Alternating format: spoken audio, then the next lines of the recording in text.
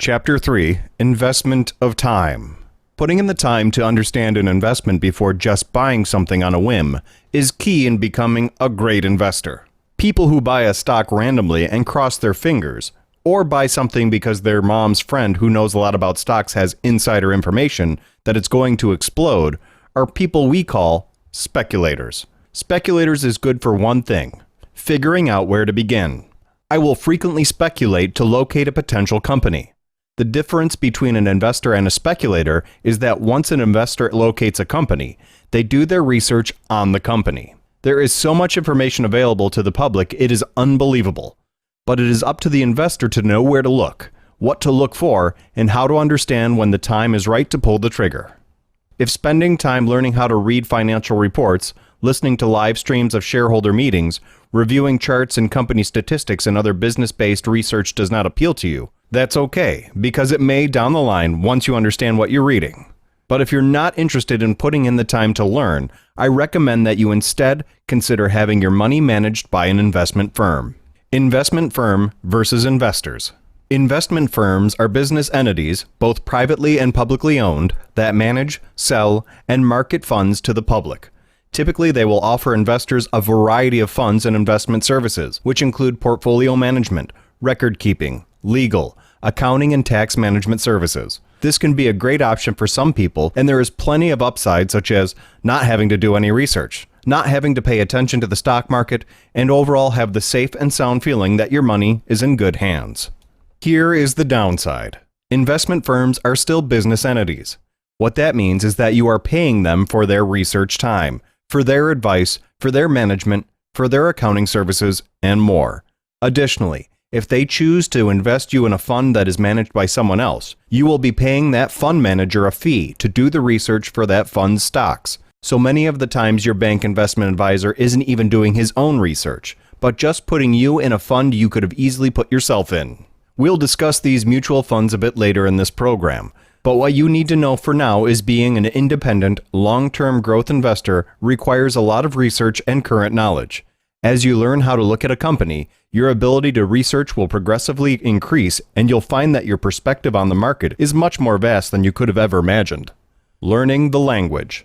The research itself can be really fun, and many times you'll find yourself aware of current events most of the population will never realize. I live for reading about companies. I find it addicting, fascinating, relaxing, and fun. But it is important to know that getting comfortable with the lingo you'll read and watch does take time. I remember reading a magazine called The Economist when I first became interested in investing, and my mission was to get through one article every day, understanding what the article meant both as an article as well as how it applied to the stock market itself. If you have not yet read The Economist, it's a fun magazine to start getting an idea of just how complex some of the investment language can be.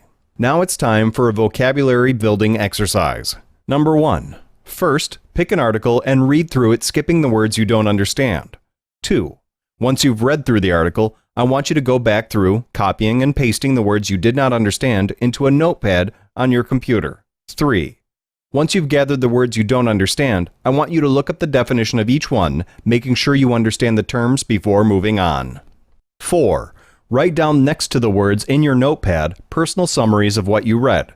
It's important here to not copy and paste definitions, but read the definitions and interpret them into words of your own. 5. Now go back to the original article and read through the article.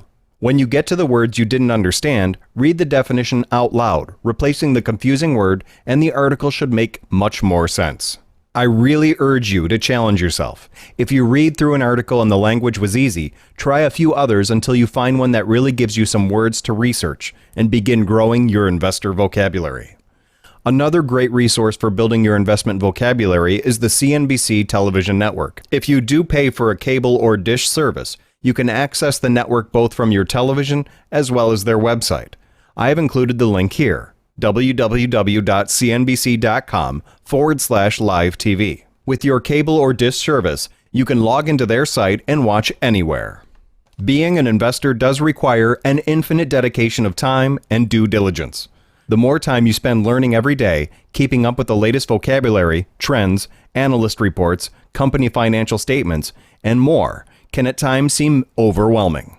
The key to using your time for research efficiently is following a large group of companies from afar and choosing roughly 10 companies that will become your leads for future investment. Remembering to focus your attention on your leads and not get caught up in the thousands of different companies can be hard at first, but it's important to focus your efforts and know your leads inside and out. Now, let's get into it. It's time to start learning how to look for your leads and pick winners.